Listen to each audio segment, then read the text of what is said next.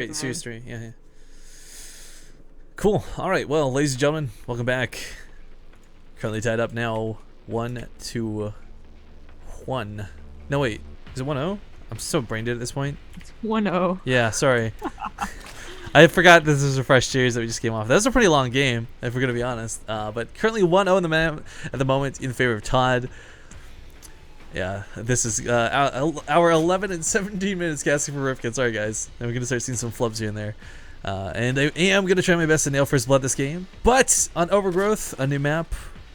We'll see if the player here in the top right can bring it back. Currently down 1. It is the Yellow Zerg player from Alien Invasion, Golden. In the bottom left, this guy, it's the Blue Protoss, XMG ToD. This guy over here, he's someone called 911. He's on fire. ToD is definitely playing really well today. There's no questioning that. But you know, does he have what it takes to get out of this group stage? If he wins this game right now, he's guaranteed pretty much to see tomorrow's series. It doesn't get any easier from here. Of course, only the best players are going to make it out of group stage 3, guys. But I gotta be honest, I can completely see him doing that. Now, I don't know if it's just that Golden went Swarm hosts and kind of J-Donged it up in that regard, where like, okay, this maybe isn't my go-to, but it sometimes works. Or if it's just that ToD is so good at getting around it. Either way, for Golden, I don't even know what to call for him, because you don't really see him do a lot of anything else other than Roach Hydra. He's not the go-to for fast Mutalisks. I've never to date seen him do Mutal Corruptor. I mean,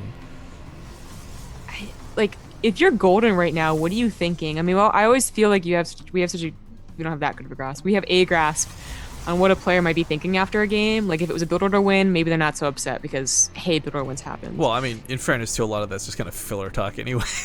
Well, okay, yeah, but sometimes, but like, if you're Golden and you just lost all your hatcheries, you still had your Swarm, like, it was such a bizarre game. You lost all your buildings, had your army, but couldn't fight because air units were out. Like, it was just like, oh my god, what do I do? It was soul crushing compared to a normal loss. Yeah, I can't imagine the mentality of what you do after that. Do you think, all right, I didn't react very good to start with, and that was just the ball rolling type of thing? Do I do it again and just, you know, don't let that happen, or do I completely switch it up? I don't know. I talked about it before. I'll talk about it again. I think like getting around ToD might just be best in the early game. Apply a lot of pressure. Hell, all in if you need to. I mean, it's getting to that point too where a lot of times, I mean, it's too late at this point with the third base coming down, but you'll see Zerg players to come back in a series, they'll do a quick all-in, and oftentimes it'll catch players off guard. But if he ends up playing the macro game here, game number 3, it's a dangerous game to play, and I do wish him the best of luck. He did the cheesy macro. Yeah, but I'm 3 hatch before pool. It's lucky that ToD decided not to proxy 2-gate or something. He doesn't have to. Just get 5 Warp Prisms next time, ToD. Come on. You know, I gotta say, yeah, big credit goes to it. The second Warp Prism was cool. I don't feel like whatever. I really liked the idea of hallucinating that one though. After revealing the other 2. No, there's 3 Warp Prisms and a hallucinated one. Right, that's what I'm saying though. Like, it's at that point where you're like, wait, are all of these real? For real? Yeah, I just like. Golden was probably just like, okay, this is like definitely all hallucinated. Like, that's almost at the point where I'd be like, okay, those are all hallucinated, right? Like, 4, really?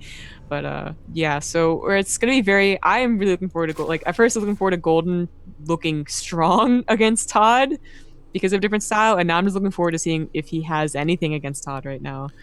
I know, and it sounds kind of negative saying that, but the reality is, again, in a series of 2 best of 3s, ToD has kind of become this god, if you will. PVZs, he's on top. ToD rhymes with God. I mean, ToD God. Trying to make sure I haven't missed First Had Blood. to check. Yeah, no. Oh, almost like. You know that ToD backwards is dog. Like dot. Oh, you said God. I can't. Oh my god. Zombie Grub, come on, you're killing me. God versus dog, ToD versus dot. Basically saying ToD There we is go. God. There we go. All right, so that harassment, I don't think it did a whole lot. It forced out a bunch of lings. Yeah. Oh no, why would this drone go to that mineral patch? Of all, one drone. of all mineral patches it could have gone to, it goes to the one that would get it killed. Scumbag drone confirmed. Mothership core harasses is always awkward. Again, the queen can drive this back. The queen can fight a mothership core. You know, last time we saw Jadon go for the fast 3 hatch, ToD seemed a little pressured to start his Blink Stalker all in. I think he's a lot more confident now. That was like the first game we saw of him ever today. But I hope he doesn't feel so pressured now, seeing that Golden will have quite a good economy. Yeah, I'm a little curious how he's been playing up to this point. Obviously, there's been some other group stages and some other hoops he's had to go through, but you know, stage 3, the Blink Stalker all in looks really strong, but it's kind of what we saw from him in WCS as well, so I do imagine it's something he probably had as a go-to. Anyways, Link's just getting kind of pummeled by the Mothership core for the time being. We have an Overlord over here, but I don't think we're going to see a Nidus Worm anytime soon, so just a potential scout in the near future. Yeah, that would be cool. I'm probably not going to see it, though. No Baneling drops. No Nidus. Pretty standard. Well, third base needs to be... I don't know, he can't really harass with the sentries here, sadly, and the wall end over here is going to keep the Lynx from doing too much either. No cannon behind it, though, worth noting, because they could pummel away at the wall for a little bit, maybe trying to chip down the gateway, but we do have the Twilight Council finished up, and are we going to see Blink? It's the big question. It's waiting for... It's the same thing. I mean, come on. I mean, it's got to be, right? Yeah, exactly. Gotta be, yeah. Actually does put on a cannon, as you mentioned it, and good, because Golden is making a lot of Lings. He's like mixing in a few drones here and there, but he is getting up to about 50 Lings. He's definitely going to try and cancel this third, at the very least. Maybe even go for the natural. Won't be easy. There's so many Lings.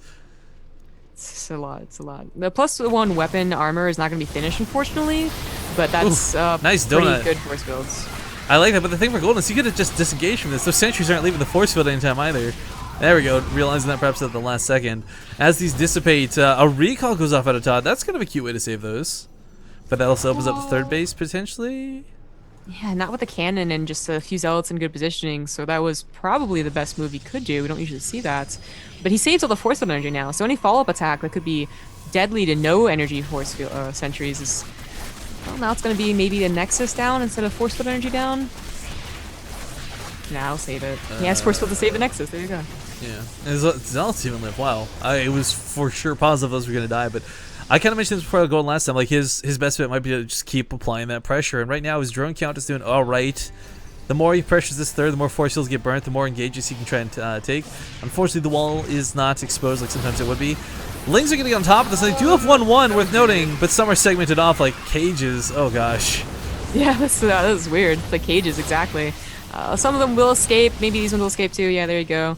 Looks like he's going to be transitioning into mutas afterwards. He has been spending pretty much only gas on upgrades. He's starting on +2 weapons now. That is a lot of gas still left over for mutas, about maybe 11 to 12 as this attack pushes out for ToD. Well, the force field count's actually been quite ravaged. He's had to use a lot of force fields on the defense. These Lings might not seem like they're getting a lot of damage done, but this means that when ToD comes to Golden's base, Golden actually doesn't have to worry about getting screwed over by force fields. Look at SimCity clutch. Oh, okay, gets the gateway done just in the nick of time. That pylon's gonna need to be replaced as well. Yeah, puts another pylon behind it, warps in more zealots to be safe. Golden's gonna get a little bit of damage here, but back at home he doesn't have the Zergling count to deal with this. No spine crawlers, they're on the way, but they're not gonna be done by the time this attack hits. Rushing back from behind, if he comes in from the left side, maybe if he gets some reinforcements from the north and hits from the south all at the same time, this could be that perfect trifecta angle he needs.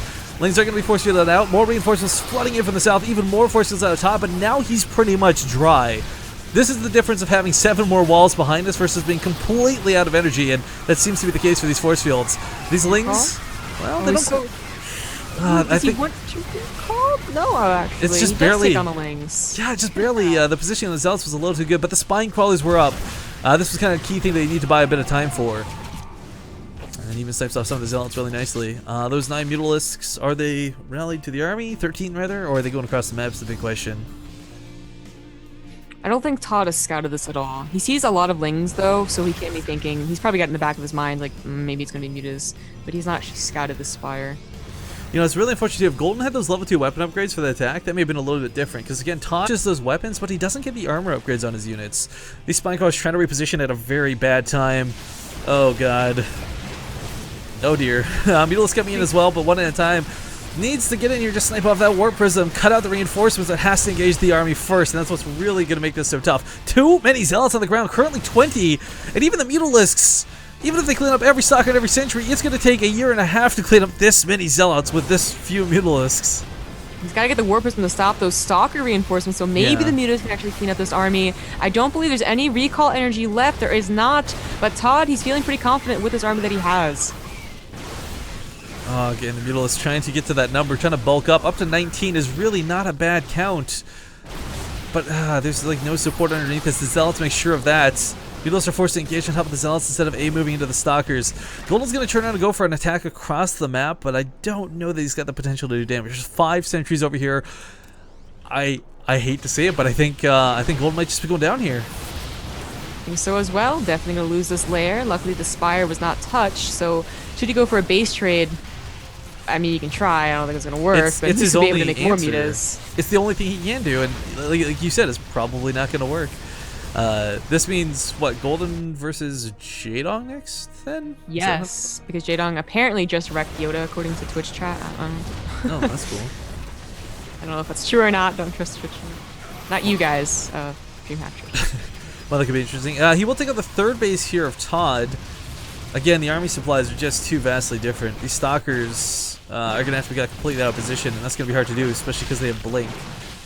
The Zealot count is out of control. There's some Spine Crawlers down. I feel like if there was... This sounds so silly. If there was like 5 more Spine Crawlers, maybe he actually holds with the Mutalisks, but I don't know. ToD's still on 2 bases comfortably behind this. Lost his 3rd. Not a big deal. Yeah. This army that is out here, though, unless they can make it, it doesn't have recall. Never mind. It's I thought maybe it would have just so little Stalkers. The Mutas can clean it up and maybe get back the gold in this game by killing a big chunk of the army. But he has recall. He has a bunch of Stalkers back home. So Golden's best bet is to fight with these Spine Crawlers, and his army's too far away. Yeah, and use recalls. Yeah, so very smart play by ToD right there. Golden's still going to be on 2 base, but lost those lair, lost his Spire. That's really what he was banking on. It's kind of hard to come back from this too. I mean, the worker count just isn't there. He's got a natural base, which is kind of cool. So it's 2 base for 2 base, but I mean, let's be honest. As a Zerg player down in supply, you don't 2 base versus a Protoss. It doesn't happen. Maybe if he had crazy upgrades, he does have some pretty nice upgrades, level 2 and 1 armor, but I don't know. I can't. I love Golden to death. He's one of my favorite Zergs for sure, but I just can't see him doing this. No upgrades on the Mutas too. It kind of hurts. You know, there is one key thing though, and that's if ToD sits idle. If he lets Golden recover, there's a very slim chance he gets back into this, but 3 Stargates are coming down, and I think mass Phoenixes are going to be in order. Yeah, and the thing is, by not taking a 3rd, ToD is pretty set on defending against this amount of Mutalisk. He can do this on 2 base. I think he knows too, this is like the main army composition. Golden snipes off like 3 Mutalisks with that blink, really nicely handled there. To explain real quick too, Golden is Korean, guys. You'll see him on brackets often listed with the German flag. That's because of the way ISPs work. He's in the German gaming house with Alien Invasion. Same reason you see Jakshi with a Swiss flag, even though he's very clearly Korean. And Polt also with an American flag, but I think that's because America's adopted him. America! Yes, more so than he lives in America. Yeah. I know it's like the only player that's like too, because you're not gonna say like, oh, Germany adopted Golden. They tried. They tried to adopt MVP and MC. That's true. Well, they're kind of like actually working on it though. They've completely shifted their place. I mean, they're giving up the spot. The well, no, but that's the thing. Like they've given up a spot in the GSTL tournament, or sorry, not the GSTL, but the GSL tournament. That invite one to play DreamHack, which I think is freaking awesome, by the way. Him and Hyun. Golden's still in this game, but unfortunately, while it looks, you know, like, oh, maybe I can do it, maybe I can get him off 3 bases for so long because he feels bad about pushing out, it's only going to last for about a minute more because ToD's going to have 9 Phoenixes very, very quickly. With Anion Pulse Crystals. And the reality is, the Lings alone won't cut the game. Like, if somehow the ground army was so small that Golden could flood Zerglings behind this would be viable because Phoenixes can't lift up this many Lings. But there's cannons down. There's so many force fields. There's an Archon available. And he's hiding the Phoenixes too, so that Golden doesn't go for Corruptors. He wants to make sure that Golden doesn't have something to actually defend against this. That he just kind of hits him with this one big blitz move that catches him so wildly off guard, he loses everything in one giant attack. Yeah, that's exactly what's going to happen. He's going to have 14 Phoenixes with this next round, as well as the +1 weapons. and the range increase. He can go out probably now and win the engagements. Oh, Golden. This will be a fun fight nonetheless, unless Golden taps out once he sees the Phoenixes. There's Corruptors on the way here. I think he kind of anticipated that was going to be the follow-up. Lots of Lings being hidden off to the side. Spine Cores are up. He's actually blocked out his own gold base with those group tumors. Kill those later. He would want to get the gold base. That is, instead of taking his natural again, he could have taken that gold base and been a little bit better because ToD's not pushing out. Surprise! Happy birthday! Oh wait. More like rest in peace. Get well soon. Get him a get well soon card. That's what you do. This one Corruptor is trying to be a hero. I mean, Corruptors are supposed to take those hits. But the Corruptor did not take those hits. Neither are these ones. The Phoenixes are a little bit too numerous and doing a little bit too much damage. ToD's control is pretty well good here. 17 Phoenixes in total. And just no way to deal with this. No, those Phoenixes are looking at those queens like you're next. Right? It's like the second these are done, you better not be in my sight. And even the Corruptor's being dealt with here. I think Golden kind of knows his position at this point. A little bit sad to see. He still has another chance, guys. This was the winners. Yeah, so he's not out of the tournament, which is nice. He's still got a chance for DreamHack, but he's got to go up against Jaedong and his EBZ. You just can't accept the fact that the foreigner is going first in the group. Right, good game, well played. Congratulations to ToD. The foreign hope has been born here, and you guys got to witness it firsthand. Of course, that's a lot of hyperbole, but we'll go with it. Whatever. Congratulations to ToD.